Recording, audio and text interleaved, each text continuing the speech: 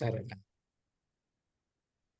ప్రభునందు ప్రియులారా, చేరవచ్చిన తెలుగు ఒరియా ప్రజలందరికీ కూడా నా హృదయపూర్వకపు వందనాలు తెలియజేస్తూ, మనము యోబు గ్రంథంలో నుండి కొన్ని విషయాలు జ్ఞాపకం చేసుకుంటూ వస్తున్నాం.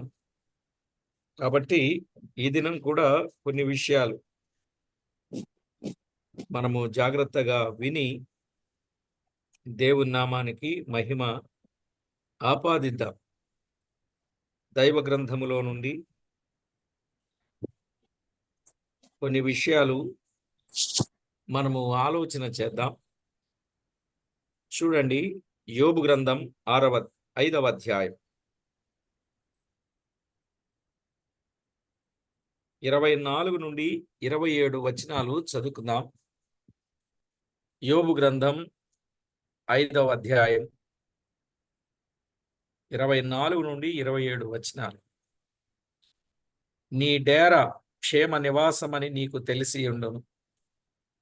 నీ ఇంటి వస్తువులను నీవు లెక్క చూడగా ఏదియు పోయి ఉండదు. మరియు నీ సంతానము విస్తారమగుననియు నీ కుటుంబీకులు భూమి మీద పచ్చిక వలె విస్తరించుదురనియు నీకు తెలియను. వాటి కాలమున ధాన్యపు పనలు ఇల్లు చేరునట్లు పూర్ణ వయస్సు గలవాడవై నీవు సమాధికి చేరెదవు.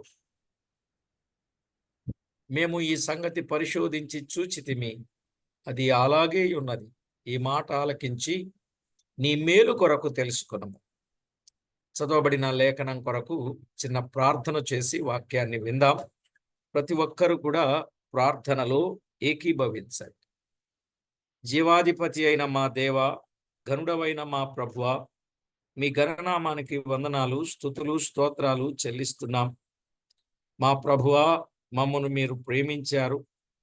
మిమ్మను సేవించి మొక్కి కొనియాడి మహిమపరచునట్లుగా మమ్మను మీరు జ్ఞాపకం చేసుకున్నారు. ఏ యోగ్యత లేని మా ఎడల ఇంత గొప్ప ప్రేమ చూపినందుల కొరకై వందనాలు చెల్లిస్తున్నాం. మాకు చాలిన మా దేవా, మా సహాయకుడా, మీ మహిమార్థమై మమ్మను మీరు జ్ఞాపకం చేసుకున్నారు. మీ వాక్యము చేత మమ్మను బలపరచడానికి, తృప్తిపరచడానికి, భద్రపరచడానికి మీరు ఇష్టపడ్డారు. అందును బట్టి మిమ్మల్ని ఎంతో స్తుతిస్తున్నాం. ప్రాణప్రియుడా, లేఖనాల వెలుగులో మా జీవితాలను మీకు మహిమకరంగా మార్చుకొని మీకు మహిమ తేవడానికి సిద్ధపరచమని యేసుక్రీస్తు అమూల్యమైన నామమున ప్రార్థించి వేడుచున్నాము తండ్రి, ఆమేన్. ప్రభునందు ప్రియులారా, దైవ గ్రంథములో వ్రాయబడిన మాట, నీ డేరా క్షేమ నివాసమని నీకు తెలిసి ఉండును. నీ ఇంటి వస్తువులను నీవు లెక్క చూడగా ఏదియు పోయి ఉండదు. నీ సంతానము విస్తారం, నీ కుటుంబీకులు భూమి మీద పచ్చిక వలె విస్తరించుదు. వాటి కాలమున ధాన్యపు పనులు ఇల్లు చేరును అని చాలా విషయాలు చాలా స్పష్టంగా తేటగా తేమానీయుడైన ఎలీఫజ్ మాట్లాడినట్లుగా మనము చూస్తున్నాం. నిజమే ప్రియులారా, మానవ జీవితంలో క్షేమ నివాసం, ఇంటి నిండా వస్తువులు, విస్తార సంతానం, ఇల్లు సమృద్ధి, ఇవన్నీ కోరుకుంటాం. నిజమే. అయితే ఇవన్నీ ఇచ్చేదెవరు? దేవుడే. ఇవన్నీ ఇచ్చేదెవరు? దేవుడే. ఏదిచ్చినా దేవుడే ఇచ్చేది. దేవుడు ఇవ్వకపోతే ఏది మనకు రాదు. యోబు తన అనుభవంలో ఎలీఫజు చెప్పినట్లుగా కాక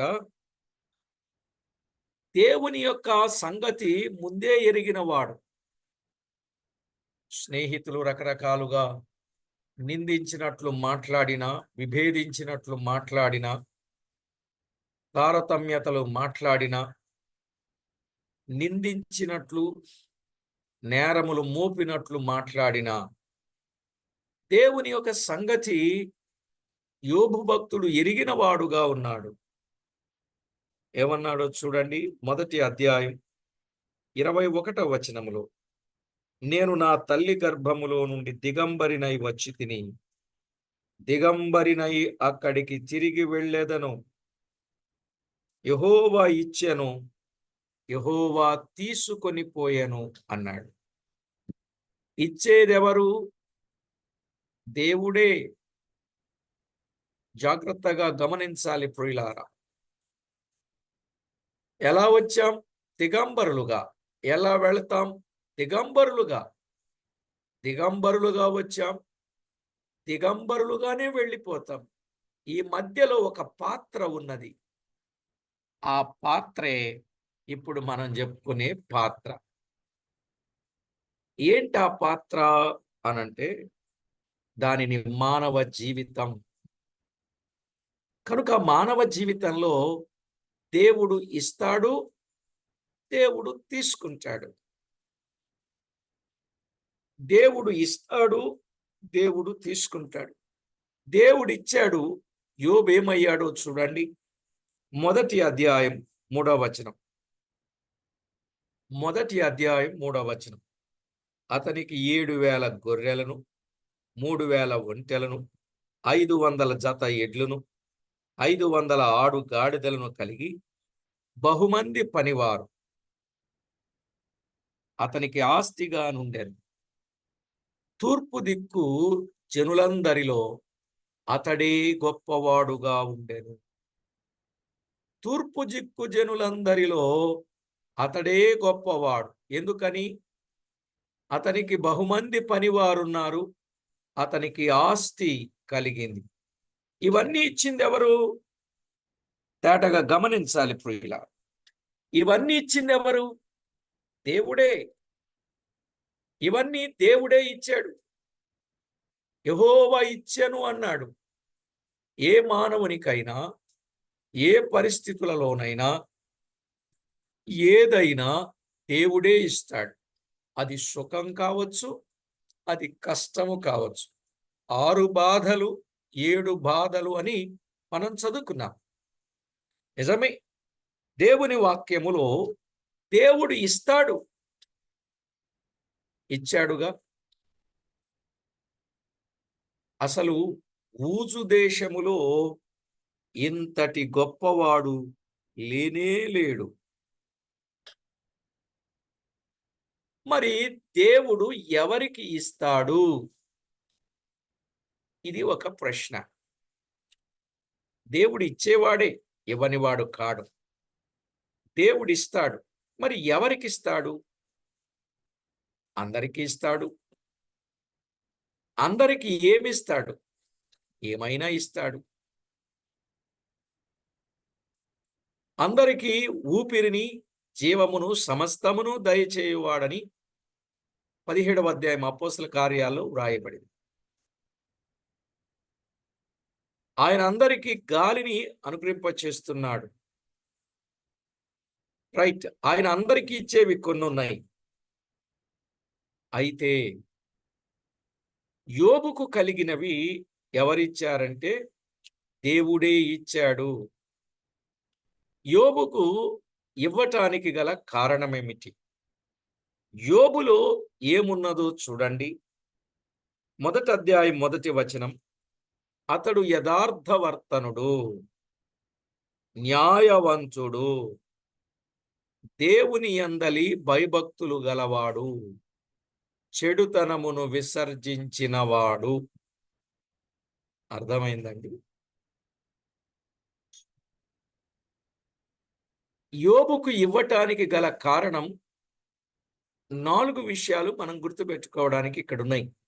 అతడు యథార్థవర్తనుడు, న్యాయవంతుడు, దేవుని యందు భయభక్తులు కలిగిన వాడు, చెడుతనమును విసర్జించినవాడు. ఈ 4 లక్షణాలు మన జీవితంలో ఉంటే దేవుడు మనకు ఇస్తాడు. యెహోవా ఇచ్చెను అన్నాడు కదా. యెహోవా ఇచ్చెను. వాస్తవంగా నేను దిగంబరిగానే వచ్చాను, కానీ యెహోవా ఇచ్చెను అన్నాడు. యెహోవా ఇచ్చాడు, మళ్ళా యెహోవాయే తీసుకొని పోయాడు అన్నాడు. ఇవ్వడం ఆయన ఇష్టమే, తీసుకొని పోవడం ఆయన ఇష్టమే. అయితే మధ్యలో ఇచ్చినప్పుడు సంతోషిస్తాం కానీ తీసుకొని వెళ్ళినప్పుడు సంతోషించడానికి మనం ఇష్టపడం. ఎందుకంటే ఆస్తికి, సొమ్ముకు, సంపాదనకు, సమస్తానికి మానవుని ప్రాణం ముడిపడి ఉంది. అందువల్ల తీసుకొని వెళ్ళితే మనకిష్టం కాదు. 2వ అధ్యాయం 10వ వచనంలో అన్నాడు, యోబు గ్రంథం 2వ అధ్యాయం 10వ వచనంలో ఒక మాట చెప్పాడు. ఏమన్నాడో చూడండి. మనము దేవుని వలన మేలు అనుభవించుదుమా. మనము దేవుని వలన మేలు అనుభవించుదుమా. మనము దేవుని వలన మేలు అనుభవించుదమా, కీడును మనము అనుభవింపదగదా. మనము మేలు అనుభవించాలనే చూస్తాం. ప్రియులారా, దేవుడు మన జీవితంలో మనకు మేలునే చేస్తాడు. కొన్ని సందర్భాల్లో కీడు కూడా కలిగినప్పుడు అది మన మేలుకేననేది మనం గుర్తు పెట్టుకోవాలి. ఎందుకంటే ఒక వచనం మనందరికీ బాగా తెలుసు. రోమాపత్రిక 8:28 దేవుని ప్రేమించు వారికి అనగా ఆయన సంకల్పము చొప్పున పిలువబడిన వారికి సమస్తము సమకూడి మేలు కలుగుటకే జరుగుచున్నవని ఎరుగుదుము అన్నాడు. దేవుని ప్రేమించు వారికి సమస్తము సమకూడి మేలు కలుగుటకే జరుగుతాయి కదా. మేలు కలుగుటకే సమస్తము జరుగుతాయి. అలాగైతే యోబు జీవితంలో ఇప్పుడు ఆయనకి ఏం కలగడానికి జరిగింది? మేలు కలుగుటకే, మేలు కలుగుటకే. ఎందుకంటే ఆయనలో లోపం లేదు, ఆయనలో పాపం లేదు, ఆయనలో దోషము లేదు, ఆయనలో అన్యాయము లేదు. అసలు నోటితోనైనను అతడు పాపము లేనివాడుగా ఉన్నాడు. కాబట్టి దేవుడు కొన్నిసార్లు ఆయన్ను ప్రేమించే వారి విషయములో సమస్తము సమకూడి మేలుకే జరిగిస్తాడు అని మనము గుర్తిస్తే మనము దేనికి భయపడవలసిన అవసరత అయితే లేదు. ఆ విధంగా మనలను మనము జాగ్రత్త పడడం ఎంతైనా మంచిదని ప్రభువు పక్షంగా మనవి చేస్తున్నాను. ఈ పరీక్షలో దేవాది దేవుడు యోబును అలా విడిచిపెట్టాడా? సాతానుకు అప్పగించాడు గాని యోబునైతే విడిచిపెట్టలేదు. అందువల్ల దేవుడు తిరిగి ఇచ్చింది ఆయనే, తిరిగి తీసుకున్నది ఆయనే. అయితే ఇతడు విశ్వాస విషయములో సడలక, నిరీక్షణ విషయములో గురి తప్పిపోక నమ్మకంగా ఉండడాన్ని బట్టి దేవుడు ఆయన్ని ఏం చేశాడు? యోబు గ్రంథం 42వ అధ్యాయం 10వ వచనాన్ని మనము చదువుకున్నప్పుడు, యోబు గ్రంథం 42వ అధ్యాయం 10వ వచనములో యెహోవా అతని క్షేమస్థితిని మరలా అతనికి దయచేసెను అన్నాడు. ఇందాక మనం ఏం చదువుకున్నాం? నీ డేరా క్షేమ నివాసమని నీకు తెలిసియుండును అన్నాడు. మరలా దేవుడేమిచ్చాడండి? క్షేమస్థితిని మరలా అతనికి దయచేశాడు. మధ్యలో ఓ పరీక్ష పెట్టాడు. ఆ పరీక్షలో విజయము పొందాడు.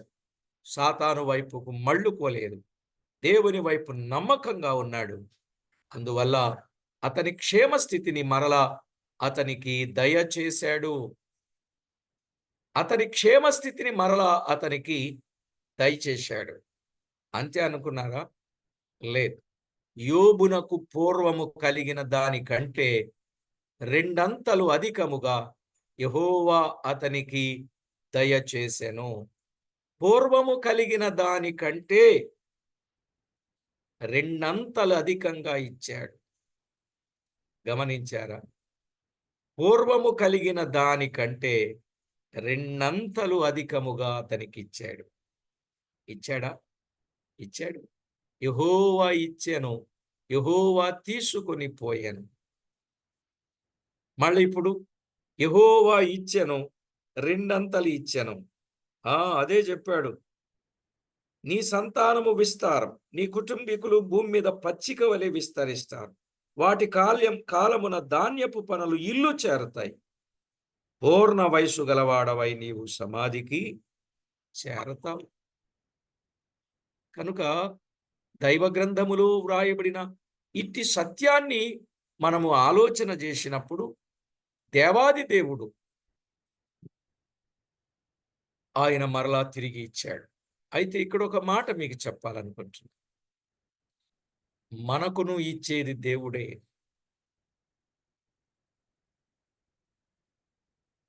ప్రసంగి గ్రంథం 3వ అధ్యాయం 13వ వచనంలో, ప్రసంగి గ్రంథం 3వ అధ్యాయం 13వ వచనంలో వ్రాయబడిన మాట. 3:13లో ఏమని చెప్పాడు? మరియు ప్రతివాడు అన్నపానములు పుచ్చుకొనుచు తన కష్టార్జితము వలన సుఖమనుభవించుట దేవుడిచ్చు బహుమానమే అని తెలిసికొంటిని. ప్రతివాడు అన్నపానములు పుచ్చుకొనొచ్చు. అవునండి, ప్రతివానికి అన్నపానము చాలా ఇంపార్టెంట్.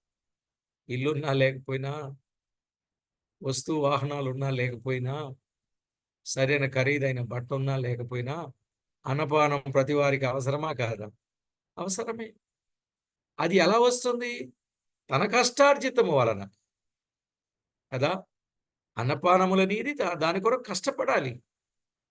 తన కష్టార్జితము వలన అది వస్తుంది. అయితే అది పుచ్చుకున్న వ్యక్తి సుఖాన్ని అనుభవిస్తాడు. మరి ఇదెవరిచ్చింది? ఇది దేవుడిచ్చిన బహుమానం. అన్నపానములనేవి కూడా దేవుడిచ్చినటువంటి బహుమానమే. ఎందుకంటే చాలాసార్లు వండుకున్నవి తినని సందర్భాలు ఉంటాయి, లేవండి? నేను వండుకొని ఖచ్చితంగా తిన్నానండి, ఎప్పుడు మానలేదండి అన్నవాళ్ళు ఎంతమంది ఉన్నారు ఇక్కడ? బహుశా అందరూ ఉన్నారా? మేము వండుకున్నవన్నీ ఎప్పుడు తినకుండా ఉండలేదండి, తిన్నామండి.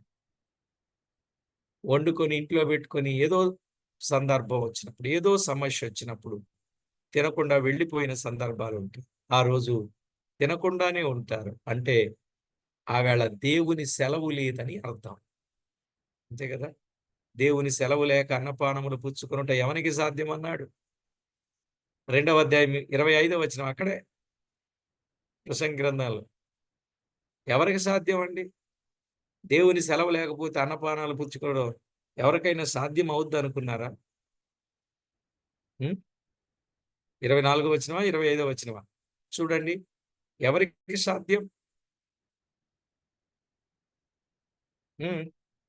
ఆయన సెలవు లేక భోజనం చేసి సంతోషించడం ఎవరికి సాధ్యం? ఆయన సెలవు లేకపోతే భోజనం చేయడం, చేసి సంతోషించడం ఎవరికైనా సాధ్యం అవుద్దా? ఎవ్వరికీ సాధ్యం కాదు. కనుక భోజనం చేయాలంటే ఆయన సెలవు కావాలి. ఆయన సెలవు లేకపోతే మనం ఎవ్వరం చేయలేం. కనుక ప్రభునందు ప్రియులారా, సంగతిని సరిగా యోచించి ప్రభువుకు అనుకూలమైనటువంటి వారుగా జీవించుట, అది మనకెంతైనా ప్రయోజనకరం. కనుక ఒకరి కష్టార్జితము వలన సుఖమును అనుభవించుట, అది దేవుడిచ్చే బహుమానం. మరి ఇట్టి బహుమానాన్ని పొందడానికి మనం ఎప్పుడు రెడీగా ఉండాలి. అవతల వారు ఎన్ననుకున్నా, ఏమనుకున్నా మనము యథార్థంగానే ఉండాలి. యోబు భక్తుని వలె. న్యాయము కలిగిన వారుగానే ఉండాలి. యోబు భక్తుని వలె. భయభక్తులు కలిగి ఉండాలి. యోబు భక్తుని వలె. చెడుతనమును విసర్జించిన వారుగా ఉండాలి. యోబు భక్తుని వలె. ఆయన ఇస్తాడు, ఆయన తీసేసుకుంటాడు. మళ్ళా అధికంగా ఇస్తాడు. అంటే నేను అనుకుంటున్నా, యోబుకు ఇచ్చిందంతా తీసేసుకున్నాడు ఎందుకయ్యా అంటే, మళ్ళా తిరిగి రెండంతలు ఇవ్వటానికి. ఏమండి? మీరేమంటారు? ఆ? మీరు కూడా నా మాటకొస్తారా? యోబు దగ్గర ఎందుకు తీసేసుకున్నాడు? ఇచ్చినట్టు ఇచ్చి. ఈ మధ్యలో తొందరొచ్చేది. తీసేసుకునే దేవుడు ఎందుకు ఇవ్వాలా? ఇవ్వకుండా ఉండుంటేనే బాగుండేది గదా! ఇలాంటి అవిశ్వాసపు, అల్ప విశ్వాసపు మాటలు మాట్లాడకండి సుమా. కొన్నిసార్లు దేవుడు మనకిస్తాడు, మళ్ళా తీసుకుంటాడు. ఇంకా శ్రేష్టమైంది ఇవ్వటం కొరకే. కనుక ప్రతి విషయంలో మనలను మనము సంగతులను సరిగా యోచించి ప్రభువుకెంతో మహిమ ఆపాదించగలుగునట్లు మనలను మనము జాగ్రత్త పడాలి. ఈ విషయాలు ప్రతివారు గుర్తించి ప్రభువుకు మహిమకరంగా జీవించాలని ప్రేమతో మనవి చేస్తున్నాను. ప్రార్థన చేసుకుందాం. ప్రార్థన చేసుకుందాం. ప్రియులారా, ఏదిచ్చినా దేవుడే ఇచ్చింది మనకు అనే నమ్మకం మనలో ఉండాలి. ఏదిచ్చినా ఆయనకెప్పుడు స్తుతి కలుగాలి. ఆయన ఇచ్చాడు, తీసుకొని వెళ్ళిపోయాడు. ఆయన నామానికే స్తుతి కలుగును గాక. ఎప్పుడైనా ప్రతి విషయంలో దేవునికి స్తుతి స్తోత్రమే మనము చెల్లించాలి. గనుక ప్రతి ఒక్కరూ ఎప్పుడు ఏ పరిస్థితులు నీవు నమ్మకంగా, యథార్థంగా, నీతిగా ఉన్నప్పుడు ఒకవేళ ఏదైనా అననుకూలంగా, వ్యతిరేకంగా మనం అనుకున్నట్టు జరగకపోయినా ఏమి దిగులు పడాల్సిన అవసరమైతే లేదు. ఎందుకంటే ఆయన ఇస్తాడు, ఆయన తీసుకుంటాడు. మళ్ళా తిరిగి ఆయన రెట్టింపు ఇవ్వగలిగిన వాడు. గనుక ఆయన సెలవు చేతనే ప్రతీది జరుగుద్దని నమ్మకం కలిగి మనలను మనము దేవునికి అప్పగించుకొని దేవునికి మహిమ ఆపాదిద్దాం.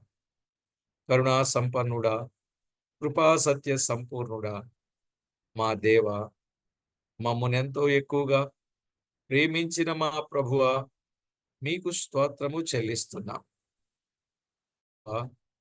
మమ్మను మీరు జ్ఞాపకం చేసుకున్నారు.